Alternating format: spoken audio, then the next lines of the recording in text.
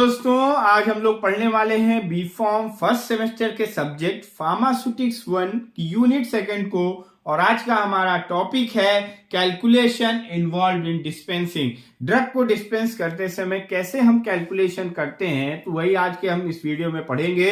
और आज हम आपको बताएंगे कि अलग अलग कैटेगरीज में कैसे कैलकुलेशंस की जाती हैं।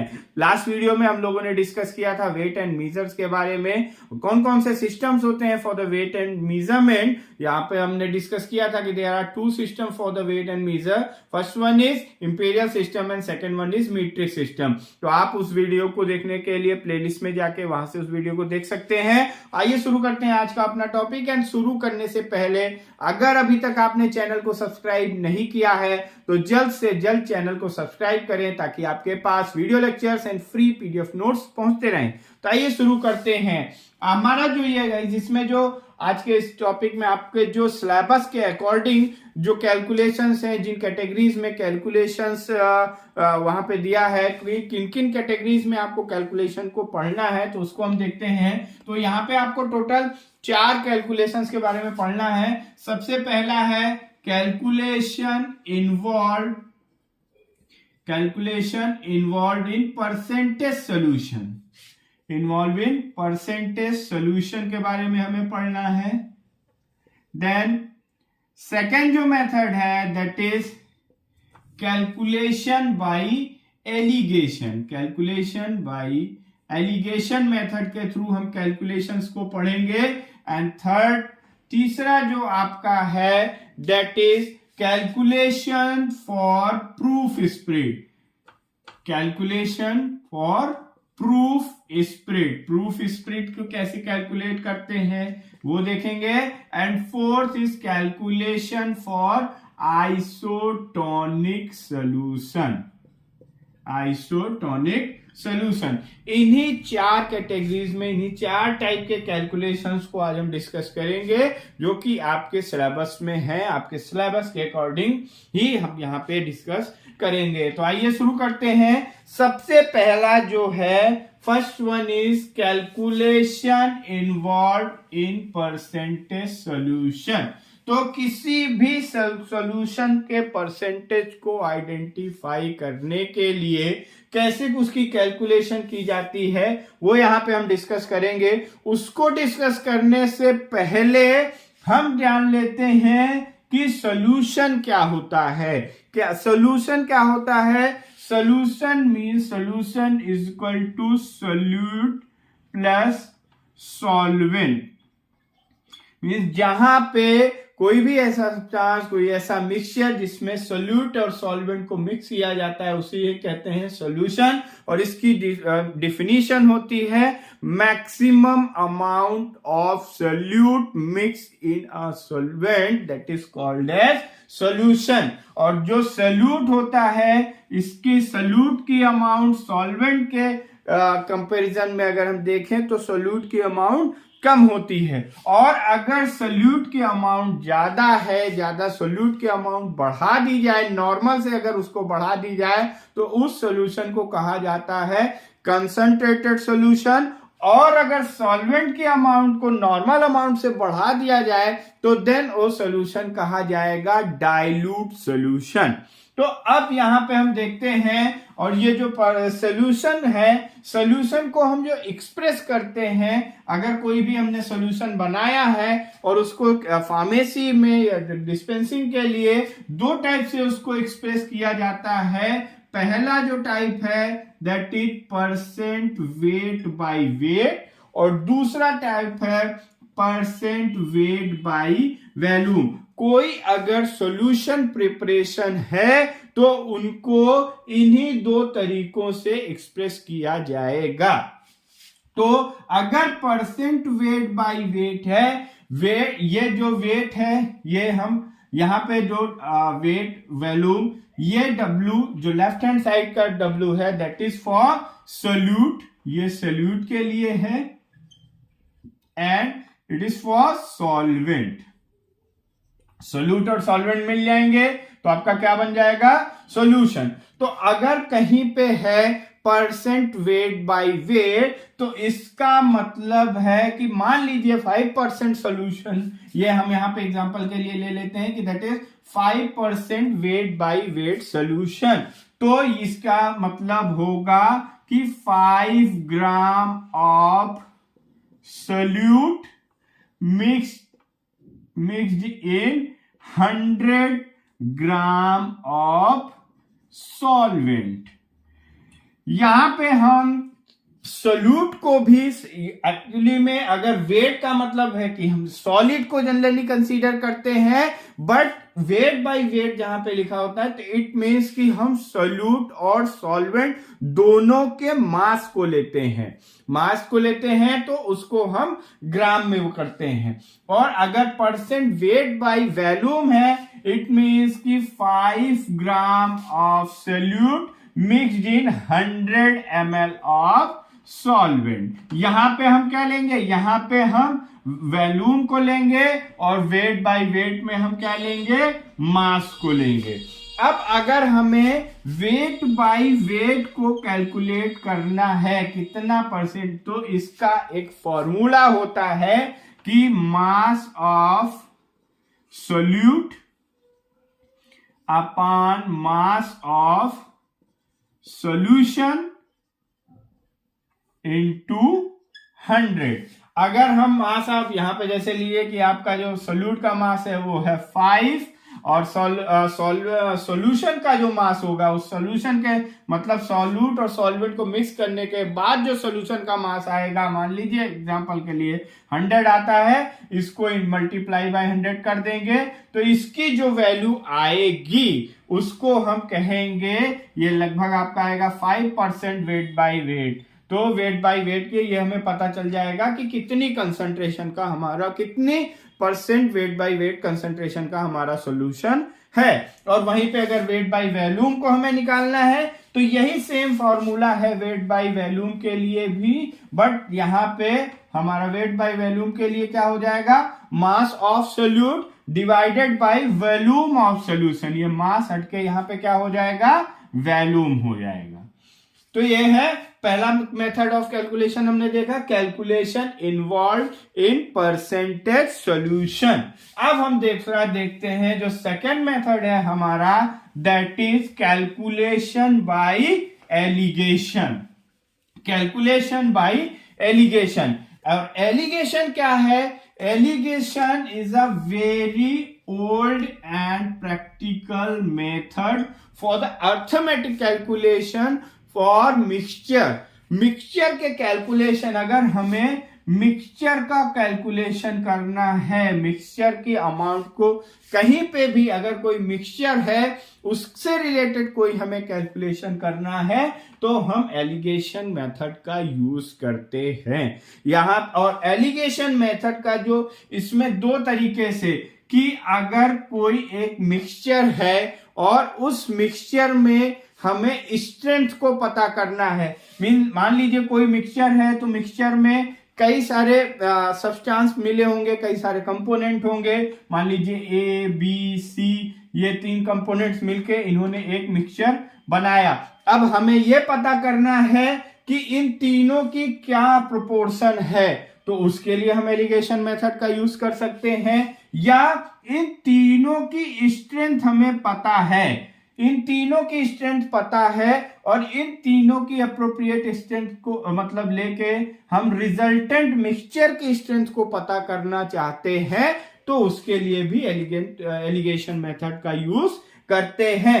अब एलिगेशन मेथड जो है आपका, ये दो तरीके से यूज किया जाता है, या ये 2 टाइप का होता है। पहला है एलिगेशन मीडियल, पहला मेथड है एलिगेशन मीडियल।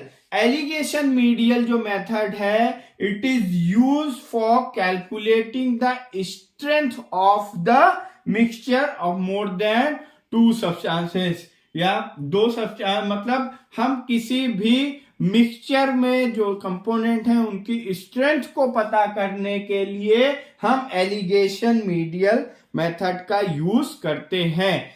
हम इसको एक एग्जांपल के थ्रू समझते हैं। फॉर एग्जाम्पल कोई एक हम यहाँ पे एक प्रॉब्लम लेंगे, उस प्रॉब्लम को सॉल्व करेंगे, उसके थ्रू हम समझेंगे। तो मान लीजिए यहां पे हमें पता करना है percentage of alcohol, percentage of alcohol को हमें फाइंड आउट करना है इन मिक्सचर, एक मिक्सचर, क्योंकि हमने पहले ही बताया एलिगेशन मेथड जो होता है ये मिक्सचर के लिए यूज किया जाता है। तो इन अ मिक्सचर, जो ये मिक्सचर है obtained by 5 liters of 25%, then 1 liter of 50%, and 2 liter of 95%।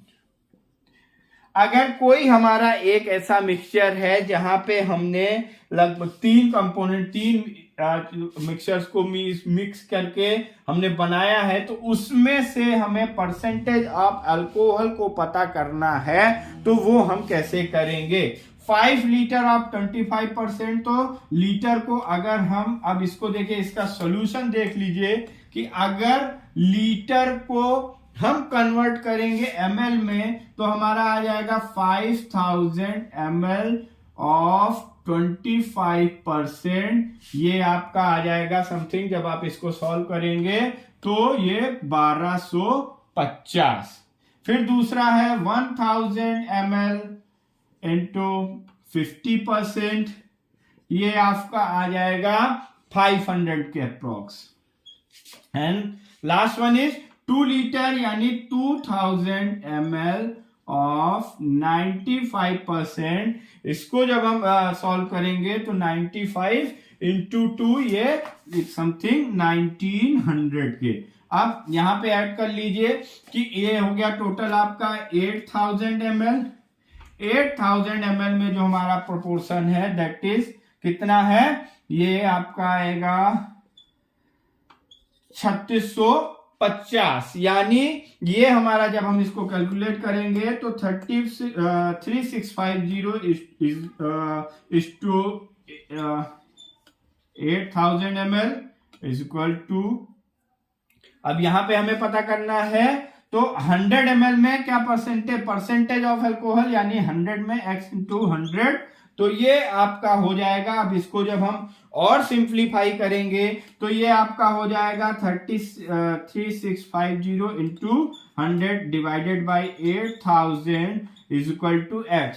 तो ये जो इसकी वैल्यू आ जाएगी ये होगी आपकी x, और ये समथिंग आपके आएगा 45.61%। तो जो 100 ml में जो अल्कोहल की, इस मिक्सचर के 100 ml में जो अल्कोहल का परसेंटेज होगा दैट इज ऑफ 45.61% अल्कोहल होगा। तो अगर एलिगेशन मीडियल मेथड का यूज करेंगे तो हम इस तरीके से निकाल सकते हैं। एलिगेशन मीडियल मेथड में हम एक सब्सटेंस की स्ट्रेंथ को पता करते हैं जहां 2 या 2 से ज्यादा मिक्सचर का यूज किया गया हो। अब दूसरा मेथड है, उसको कहते हैं एलिगेशन अल्टरनेट। एलिगेशन अल्टरनेट या उसे मेथड ऑफ रेक्टेंगल भी कहा जाता है। एलिगेशन अल्टरनेट, और इसे हम मेथड ऑफ रेक्टेंगल भी कहते हैं। Method of rectangle. अब यहां पे हम रिलेटिव अमाउंट ऑफ सॉल्यूशंस की, मतलब जो भी हम सॉल्यूशन बना रहे हैं या जो मिक्सचर बना रहे हैं उसमें जो हम सब्सटेंस या जो कंपोनेंट यूज ले रहे हैं उनके क्या प्रोपोर्शन यूज करेंगे, कितनी प्रोपोर्शन लेंगे, उसको फाइंड आउट करने के लिए हम एलिगेशन अल्टरनेट या मेथड ऑफ रेक्टेंगल का यूज करते हैं। अब यहाँ पे हम एक एग्जाम्पल ले लेते हैं और इसका जो मेथड है यहाँ पे हम एक इसको कैसे हम किया जाता है, मेथड क्या है इसको, इस कैलकुलेशन को करने का। यहाँ पे हम एक रेक्टेंगल ड्रॉ कर लेंगे। अब रेक्टेंगल ड्रॉ करने के बाद हम इसके डायगोनल्स बनाएंगे। अब डायगोनल्स हो गया, इसके साथ हम इसको कैलकुलेशन करेंगे। अब यहाँ पे पहले हम एक प्रॉब्लम ले लेते हैं, उस एग्जाम्पल के थ्रू समझेंगे तो आपको मेथड भी आसानी से समझ में आ जाएगा। तो अगर कहीं पे ऐसा दिया हुआ है कि अगर कोई आपसे क्वेश्चन पूछा जा रहा है एग्जाम में और वहां पे कह रहा है कि आप एलिगेशन मीडियल मेथड का यूज करिए, तो हमने उसका तरीका आपको बताया। फिर एलिगेशन अल्टरनेट मेथड का यूज करिए, तो उसमें आप इस तरीके से करके प्रॉब्लम को सॉल्व कर सकते हैं। तो एलिगेशन अल्टरनेट में मान लीजिए एक आपका क्वेश्चन है कि अगर एक 25% ऑफ ड्रग है और 15% ऑफ ड्रग है, इन दोनों को मिक्स करके हमें 20% का कोई सॉल्यूशन बनाना है।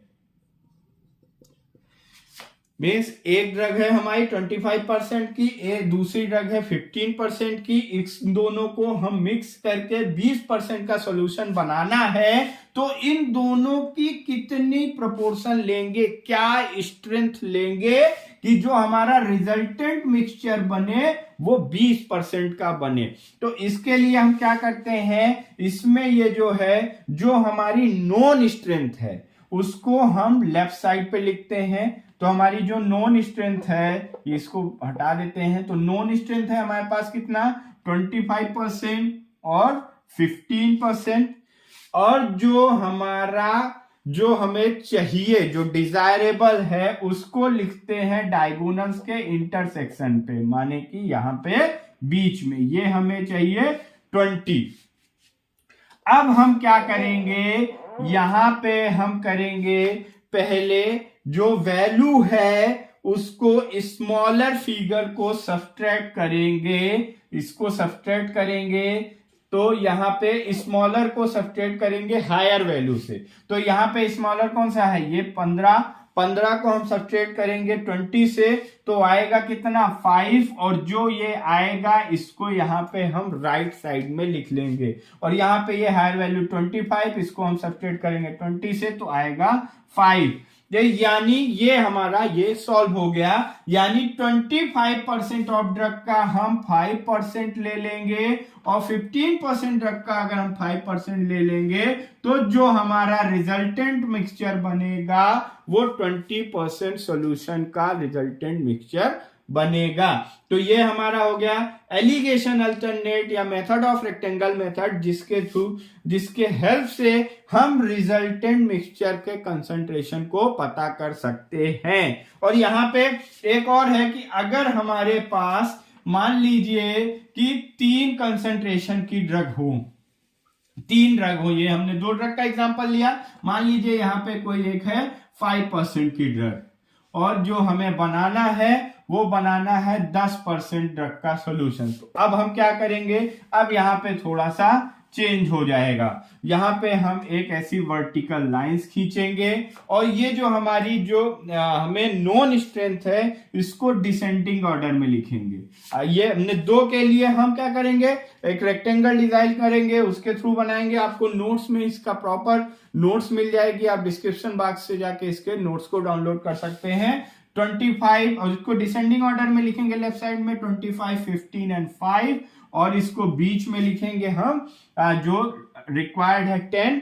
अब हम क्या करेंगे कि जो मिनिमम वैल्यू है उस मिनिमम वैल्यू को यहां पे लिखेंगे और इसमें प्लस कर देंगे हायर वैल्यू को रिक्वायर्ड में से माइनस करेंगे, जो आएगा 25 माइनस 10, इसको यहां पे लिख ले 25 माइनस 10 15। यानी कि जो 5% ड्रग है इसका हमें लेना है 20% और रेस्ट का कितना लेना है, तो रिक्वायर्ड में से लोअर्ड की वैल्यू को माइनस करेंगे, जितना आएगा उसको राइट साइड में लिख लेंगे, यानी 5 इन दोनों का 5%, इन दोनों का 25% वाली ड्रग का 5 पोर्शन लेंगे, 15% ड्रग का 5 पोर्शन लेंगे, 5% ड्रग का 20 पोर्शन लेंगे, तो हमारा जो सोल्यूशन बनेगा वो 10% का सोल्यूशन बन जाएगा। तो ये हमने देखा कि हम एलिगेशन मेथड का यूज करके कैसे कैलकुलेशन करते हैं। अब थर्ड है हमारा प्रूफ स्प्रिट। प्रूफ स्प्रिट के लिए हम कैसे कैलकुलेशन करते हैं, तो प्रूफ स्प्रिट जो होती है हमारी, प्रूफ स्प्रिट ये जो होती है, ये हम किसी भी सॉल्यूशन में अल्कोहल की परसेंटेज को फाइंड आउट करते हैं, या किसी भी सॉल्यूशन में अल्कोहल की स्ट्रेंथ कितनी है उसको फाइंड आउट करने के लिए ये कैलकुलेशन की जाती है। और एक्साइज पर्पस यानी मैन्युफैक्चरिंग या सेल जब हम किसी ड्रग का करते हैं तो एक्साइज पर्पस के लिए इसकी कैलकुलेशन होना बहुत जरूरी है। तो अगर यूएसए में बात करें तो यूएसए में अगर 50% अल्कोहल की स्ट्रेंथ है किसी सॉल्यूशन में तो वो 100% प्रूफ माना जाता है, 100 प्रूफ स्प्रिट मानी जाती है। बट इंडिया में इसकी जो कंसंट्रेशन है दैट इज 57.1% के सॉल्यूशन को 100 प्रूफ स्प्रिट माना जाता है।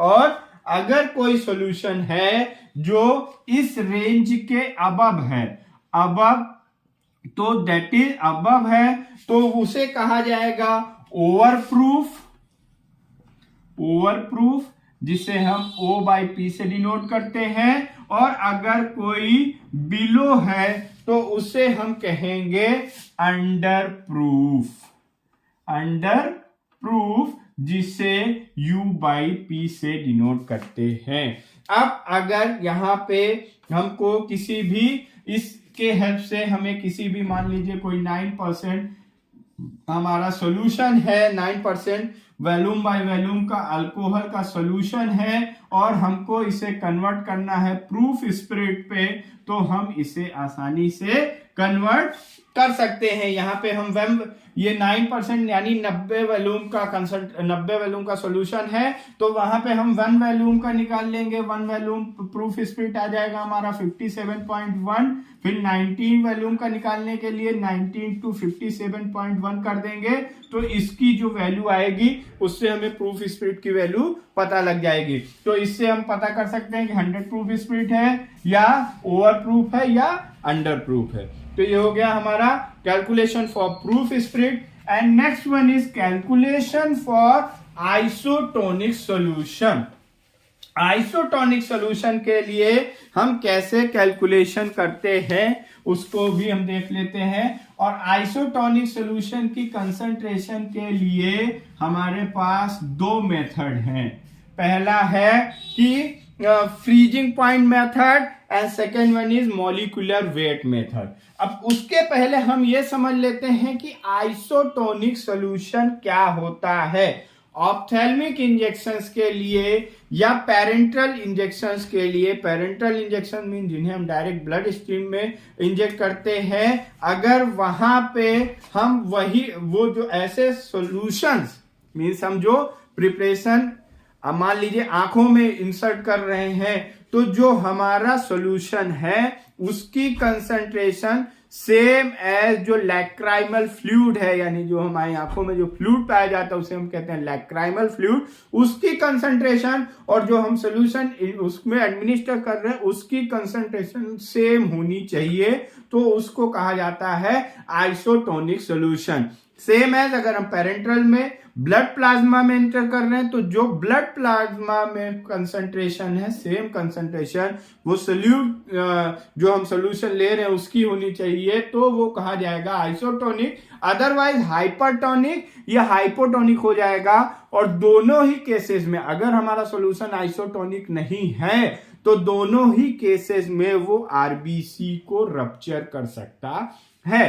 तो इसीलिए हम यहाँ पे ये कैलकुलेट करते हैं कि जो हमारा सॉल्यूशन है वो आइसोटोनिक सॉल्यूशन है या नहीं। अब उसके लिए हम एक मेथड यूज करते हैं, फ्रीजिंग पॉइंट मेथड, और ये बहुत ही सिंपल मेथड है।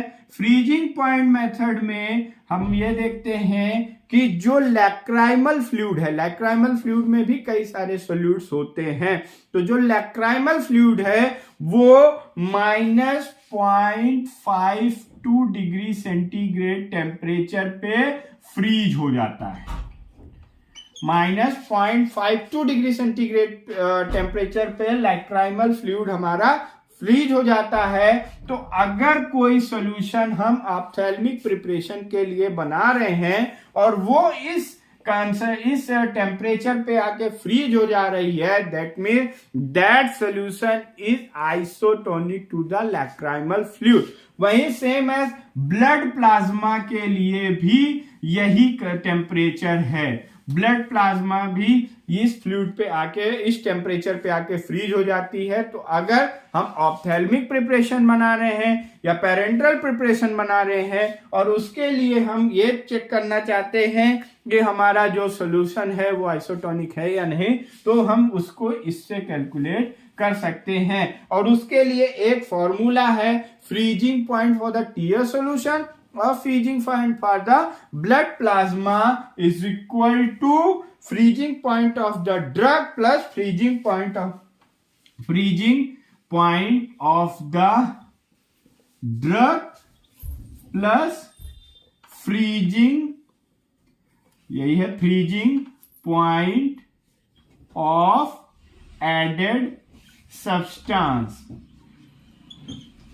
अगर हम लैक्राइमल फ्लूइड या ब्लड प्लाज्मा के लिए आइसोटोनिक कंसंट्रेशन को पता करना चाहते हैं तो हम उसके फ्रीज ड्रग का फ्रीजिंग पॉइंट मीन जो हमने एपीआई लिया है उसके साथ जो उसमें एक्सिपिएंट ऐड किए हैं उन दोनों के फ्रीजिंग पॉइंट को हम प्लस कर देंगे।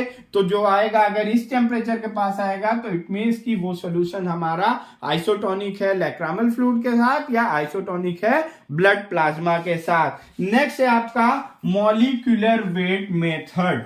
मॉलिक्यूलर वेट मेथड का मतलब होता है कि यहाँ पे हम जो भी फ्रीजिंग है वो डिपेंड करती है जो उसमें आयंस हैं, जो मॉलिक्यूल्स हैं। तो मॉलिक्यूलर वेट मेथड के लिए हम एक फॉर्मूला का यूज करते हैं, उसे कहते हैं आइसोटोनिक फैक्टर। और आइसोटोनिक फैक्टर का जो आपका फॉर्मूला है दैट इज नंबर ऑफ, मान लीजिए हम सोडियम क्लोराइड के निकालें, number of gram of sodium chloride या जो भी सब्सटेंस है into number of effective ions, means जो हम सब्सटेंस ले रहे हैं उसमें इफेक्टिव आयंस कितने हैं divided by molecular weight of sodium chloride या जो भी हमारा सब्सटेंस है। तो मान लीजिए हम यहाँ पे ले रहे हैं 0.9% सॉल्यूशन, 0.9%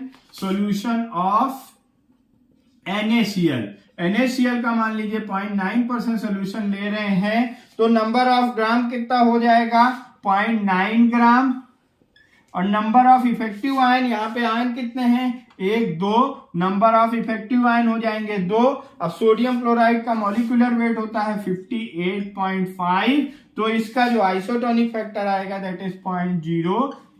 तो इस तरीके से हम मॉलिक्यूलर वेट मेथड के थ्रू भी आइसोटोनिक सॉल्यूशन को कैलकुलेट कर सकते हैं। तो गाइस ये था आपका calculation involve in dispensing of drug और डोसेज फॉर्म, कैसे हम करते हैं कैलकुलेशन। आई होप कि आपको ये टॉपिक समझ में आएगा। इस टॉपिक से रिलेटेड कोई भी क्वेरी हो तो आप कमेंट बॉक्स में ड्रॉप कर सकते हैं और इस टॉपिक के PDF नोट्स को आप डिस्क्रिप्शन बॉक्स में दिए गए लिंक से डाउनलोड कर सकते हैं। Thank you.